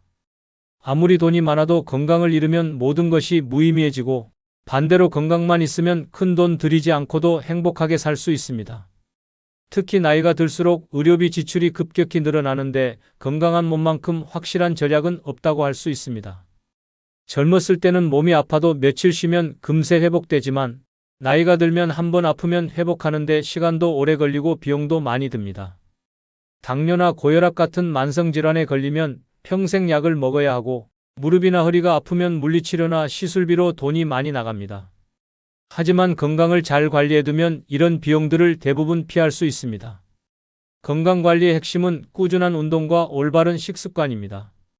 매일 30분씩 걷기만 해도 심혈관 질환 예방에 큰 도움이 되고 규칙적인 식사와 금연, 금주를 실천하면 각종 질병 위험을 크게 줄일 수 있습니다. 특히 근력 운동을 병행하면 골밀도를 높여서 골다공증도 예방할 수 있어서 일석이조의 효과를 얻을 수 있습니다. 정기적인 건강검진도 매우 중요합니다. 병은 초기에 발견할수록 치료비가 적게 들고 완치 가능성도 높아집니다. 국가에서 제공하는 무료 건강검진만 꼬박겜박 받아도 대부분의 질병을 조기에 발견할 수 있습니다. 특히 암 같은 중대 질병은 조기 발견 여부에 따라 치료비가 1,000만 원과 1,000만 원 이상으로 크게 차이 납니다. 건강한 사람과 그렇지 않은 사람의 노후 의료비 차이는 정말 큽니다. 건강한 분들은 1년에 병원비로 몇십만 원 정도만 쓰지만 만성질환이 있는 분들은 매년 수백만 원씩 의료비가 나갑니다. 또한 건강하면 일상생활을 혼자서 할 수 있어서 간병비나 요양비도 절약할 수 있습니다. 건강은 또한 삶의 질과 직결됩니다. 아무리 돈이 많아도 아프면 맛있는 음식도 먹을 수 없고 여행도 갈 수 없으며 손주들과 놀아줄 수도 없습니다. 하지만 건강하면 적은 돈으로도 충분히 즐거운 노후를 보낼 수 있습니다. 친구들과 등산을 가거나 공원에서 산책을 하는 것만으로도 큰 행복을 느낄 수 있거든요. 스트레스 관리도 건강 유지의 중요한 요소입니다. 나이가 들수록 여러 가지 걱정거리가 많아지는데 스트레스가 쌓이면 면역력이 떨어져서 각종 질병에 걸리기 쉬워집니다. 취미 생활을 하거나 명상, 독서 등을 통해 마음의 평안을 유지하는 것이 필요합니다. 서울에 사는 김할아버지는 올해 75세인데도 병원에는 정기검진 때만 가신다고 합니다. 젊었을 때부터 매일 새벽 5시에 일어나서 1시간씩 산책을 하시고 금연 금주를 철저히 지키셨다고 하더군요. 덕분에 1년 의료비가 20만 원도 안 나간다고 자랑하십니다. 반면에 광주에 거주하는 박할아버지는 당뇨와 고혈압을 앓고 계시는데 매달 병원비와 약값으로 30만 원씩 나간다고 하십니다. 최근에는 무릎까지 아파서 주사 맞는 비용까지 추가로 들어간다고 걱정하시더군요. 두 분의 차이는 젊었을 때부터 건강관리를 했느냐 안 했느냐의 차이였습니다. 김할아버지는 여유로운 노후를 보내시지만 박할아버지는 의료비 때문에 늘 부담스러워 하십니다. 그래서 건강만큼 확실한 노후 대비는 없다고 말씀드리는 겁니다. 돈은 잃어도 다시 벌 수 있지만 건강은 한번 잃으면 되찾기 어렵습니다. 지금부터라도 꾸준히 건강관리를 하셔서 병원비 걱정 없는 행복한 노후를 맞이하시기 바랍니다. 노후에 믿을 것 중 네 번째는 아무도 모르게 쌓아둔 비상금입니다. 사람들은 내가 돈이 있다는 것을 알면 언제든지 빌려달라고 할 수 있고 가족들도 미리 상속을 기대할 수 있습니다. 하지만 나만 알고 있는 비상금이 있으면 정말 급할 때 누구에게도 눈치 보지 않고 사용할 수 있어서 마음의 여유를 가질 수 있습니다. 비상금의 가장 큰 장점은 예상치 못한 상황에 대비할 수 있다는 점입니다. 갑자기 큰 병에 걸려서 수술비가 필요하거나 집에 문제가 생겨서 수리비가 들어갈 때 비상금이 있으면 당황하지 않고 해결할 수 있습니다. 또한 자식들이 어려운 일을 당했을 때도 조용히 도움을 줄 수 있어서 부모로서의 역할을 계속할 수 있습니다. 비상금을 마련하는 방법은 생각보다 어렵지 않습니다. 매달 용돈에서 조금씩 아껴서 모으거나 명절이나 생일에 받은 용돈을 따로 저축해두면 됩니다. 중요한 것은 꾸준히 모으는 것이고 아무에게도 알리지 않는 것입니다. 심지어 배우자에게도 말하지 않는 것이 좋습니다. 왜냐하면 두 사람이 알면 비밀이 아니기 때문입니다. 비상금을 보관하는 방법도 신중하게 선택해야 합니다. 집에 현금으로 보관하면 도난이나 화재 위험이 있고 은행에 예금하면 가족들이 알 수 있습니다. 가장 좋은 방법은 본인 명의의 별도 통장을 만들어서 관리하는 것입니다. 통장이나 카드는 안전한 곳에 보관하고 비밀번호도 다른 사람이 추측할 수 없는 것으로 설정해야 합니다. 비상금의 적정 규모는 개인의 상황에 따라 다르지만 최소한 6개월에서 1년치 생활비 정도는 되어야 합니다. 월 생활비가 100만 원이라면 600만 원에서 1200만 원 정도를 목표로 잡으면 됩니다. 물론 더 많이 모을 수 있다면 그만큼 좋겠지만 무리해서 모으다가 현재 생활이 어려워지면 안 됩니다. 비상금이 있으면 심리적 안정감도 크게 높아집니다.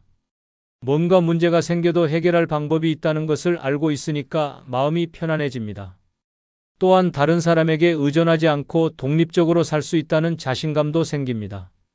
특히 노후에는 자존심이 중요한데 비상금이 있으면 누구에게도 굽히지 않고 당당하게 살 수 있습니다. 비상금을 사용할 때는 신중해야 합니다. 정말 급하고 중요한 일에만 사용해야 하고 한 번 쓴 후에는 다시 채워 넣는 것이 중요합니다.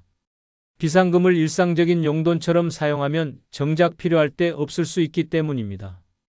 또한 비상금의 존재를 다른 사람에게 알리는 순간 더 이상 비상금 역할을 할 수 없다는 점도 기억해야 합니다.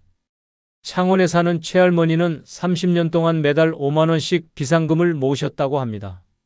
처음에는 작은 금액이었지만 시간이 지나면서 1,800만 원이라는 큰 돈이 되었습니다. 몇 년 전 갑자기 백내장 수술을 받아야 했을 때도 이 비상금 덕분에 자식들에게 부담을 주지 않고 해결할 수 있었다고 하시더군요. 또한 손주 결혼식 축의금도 이 돈으로 넉넉하게 준비했다고 자랑하십니다. 반면에 제주도에 거주하는 강할아버지는 모든 돈을 가족들과 공유해서 쓰시는데 최근 치과 치료비가 필요해졌을 때 자식들에게 돈을 달라고 부탁하기가 너무 미안하고 눈치가 보인다고 하십니다. 두 분의 차이는 남몰래 비상금을 준비했느냐 안 했느냐의 차이였습니다. 그래서 비상금만큼 든든한 노후 대비는 없다고 말씀드리는 겁니다. 사람들은 변할 수 있어도 내가 모은 돈만큼은 절대 나를 배신하지 않습니다. 아무도 모르게 차곡차곡 쌓아둔 비상금이야말로 노후의 가장 든든한 보험이자 마지막 보루라고 할 수 있습니다. 노후에 믿을 것 중 5번째는 스스로 조용히 정리한 인간관계입니다. 나이가 들수록 사람을 가려서 만나야 하고 진짜 소중한 사람들만 곁에 두는 것이 현명합니다. 젊었을 때는 많은 사람들과 어울리는 것이 좋다고 생각했지만 노후에는 질보다 양이 훨씬 중요합니다. 몇 명 안 되더라도 진심으로 나를 아끼는 사람들과 함께하는 것이 행복한 노후의 비결입니다. 인간관계를 정리한다는 것은 나에게 도움이 되지 않거나 스트레스를 주는 사람들과는 거리를 두는 것을 의미합니다. 돈만 빌려가고 갚지 않는 사람, 만날 때마다 불평 불만만 늘어놓는 사람, 나쁜 소문을 퍼뜨리는 사람들과는 과감히 인연을 끊어야 합니다. 이런 사람들과 계속 어울리면 내 마음만 상하고 에너지만 소모됩니다. 반대로 진짜 소중한 사람들은 더욱 챙겨야 합니다. 어려울 때 진심으로 위로해주는 친구, 건강을 걱정해주는 이웃, 정기적으로 안부를 묻는 지인들은 노후에 정말 귀한 존재들입니다. 이런 분들과는 자주 연락하고 만나서 관계를 더욱 돈독하게 유지해야 합니다. 때로는 먼저 안부를 묻고 생일이나 기념일을 챙겨주는 것도 좋은 방법입니다. 가족 관계도 마찬가지로 정리가 필요합니다. 자식들 중에서도 효도하는 자식과 그렇지 않은 자식이 있고 친척들 중에서도 진심으로 대해주는 사람과 이용만 하려는 사람이 있습니다. 혈연관계라고 해서 무조건 좋게 대할 필요는 없습니다. 나를 존중하고 아껴주는 가족들에게는 더 많은 사랑을 주고 그렇지 않은 가족들과는 적당한 거리를 유지하는 것이 현명합니다. 인간관계 정리의 핵심은 조용히 하는 것입니다. 크게 소란을 피우거나 감정적으로 대응하면 안 됩니다. 단지 연락 횟수를 줄이고 만남을 자연스럽게 피하면 됩니다. 상대방이 연락해도 바쁘다는 핑계로 만남을 미루거나 짧게 만나고 헤어지는 방식으로 거리를 둘 수 있습니다. 시간이 지나면 자연스럽게 관계가 멀어집니다. 좋은 인간관계를 유지하는 것도 기술이 필요합니다. 너무 자주 만나면 부담스러워할 수 있고 너무 뜸하게 만나면 관계가 소원해질 수 있습니다. 적당한 빈도로 만나고 만날 때는 즐겁게 시간을 보내는 것이 중요합니다. 또한 서로에게 부담을 주지 않는 선에서 도움을 주고받는 것도 필요합니다. 특히 노후에는 새로운 인간관계를 만드는 것보다 기존 관계를 잘 관리하는 것이 더 중요합니다. 나이가 들수록 새로운 사람들과 친해지기가 어려워지고 서로의 성격이나 습관이 맞지 않을 가능성도 높아집니다. 그보다는 오랫동안 알고 지낸 사람들 중에서 진짜 좋은 사람들만 골라서 더 깊은 관계로 발전시키는 것이 현실적입니다. 울산에 사는 송할아버지는 5년 전부터 인간관계를 대대적으로 정리하셨다고 합니다. 젊었을 때는 100명 넘게 연락하고 지냈는데 지금은 정말 소중한 10명 정도만 만나신다고 하더군요. 돈 빌려달라고만 하던 친구들, 만날 때마다 험담만 하던 지인들과는 자연스럽게 거리를 두셨다고 합니다. 덕분에 지금은 스트레스도 줄어들고 진짜 좋은 사람들과만 즐거운 시간을 보내고 계십니다. 반면에 포항에 거주하는 윤할머니는 좋지 않은 사람들과도 계속 어울리시는데 만날 때마다 기분이 상하고 돌아와서 혼자 속상해 하신다고 합니다. 심지어 돈까지 빌려주고 못 받은 일이 여러 번 있어서 후회하고 계시더군요. 두 분의 차이는 인간관계를 정리했느냐 안 했느냐의 차이였습니다. 그래서 인간관계 정리만큼 중요한 노후 준비는 없다고 말씀드리는 겁니다. 좋은 사람들과 함께하면 마음도 편안하고 삶의 질도 높아집니다. 스스로 조용히 정리한 깔끔한 인간관계야말로 노후의 가장 소중한 자산이라고 할 수 있습니다. 마지막으로 이 5가지를 모두 준비한 분의 이야기를 들려드리겠습니다. 전주에 사는 77세 박할머니는 정말 행복한 노후를 보내고 계십니다. 매달 25일이면 국민연금 90만 원과 개인연금 50만 원이 어김없이 들어오고 30년 전에 마련한 작은 아파트 덕분에 주거비 걱정도 없습니다. 젊었을 때부터 꾸준히 운동하고 금연금주를 실천해서 지금도 큰 병 없이 건강하게 지내시고 아무도 모르는 비상금 2천만 원도 차곡차곡 모아두셨습니다. 무엇보다 인간관계를 깔끔하게 정리해서 진짜 좋은 사람들하고만 어울리십니다.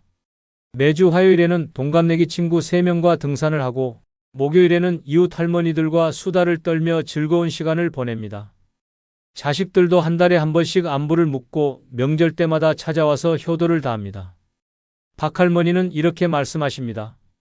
젊었을 때 5가지를 차근차근 준비해놔서 지금 이렇게 편안하게 살고 있어요. 연금으로 생활비 걱정 없고 내 집이 있어서 마음 편하고 건강해서 병원비 안 들고 비상금 있어서 든든하고 좋은 사람들과만 어울려서 외롭지도 않아요. 누구에게 손 벌리지 않고 당당하게 살 수 있어서 정말 감사합니다. 이처럼 5가지만 제대로 준비하면 누구나 박할머니처럼 행복한 노후를 보낼 수 있습니다. 사람에게 의존하지 말고 이 5가지를 믿고 준비하시기 바랍니다. 여러분의 노후가 박할머니처럼 당당하고 행복하기를 진심으로 응원합니다. 그리고 여러분 마지막으로 한 가지 부탁드립니다. 영상 아래에 나오는 아무 제품을 한 번씩 클릭해 주시기 바랍니다. 그럼 그 이후 24시간 안에 여러분이 쿠팡에서 물건을 구매하시면 저의 채널에 약간의 수수료가 발생합니다. 이렇게 간접 후원해 주시면 감사하겠습니다.